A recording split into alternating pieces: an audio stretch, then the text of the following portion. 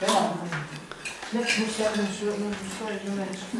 A filmar, eu acho. E mais um momento mais. Eu não fico tão bom, eu não sei como é que é. Achas? Eu faço. Eu vou colocar, eu acho que assim tem que ficar com essa boca de fora. Eu gosto. Eu fico naquela. Eu gosto. Não gostas de ter Mas é muito bom. Agora estou a comer.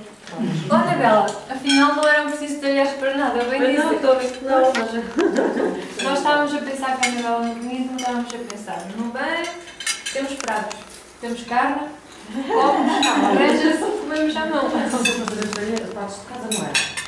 Não, eu todos os pratos, todos os talheres. Não, era para completamente desorientada. A Anabela é trouxe tudo. O levar-nos os pratos era numa conjunto do leitão, da feijoada de leitão. Mas depois já está perto, depois já está perto, a gente vai lá lavar os chão. Mas quem é que fazia as feijoadas? Era a Catarina. E ela disse que fazia na mesma.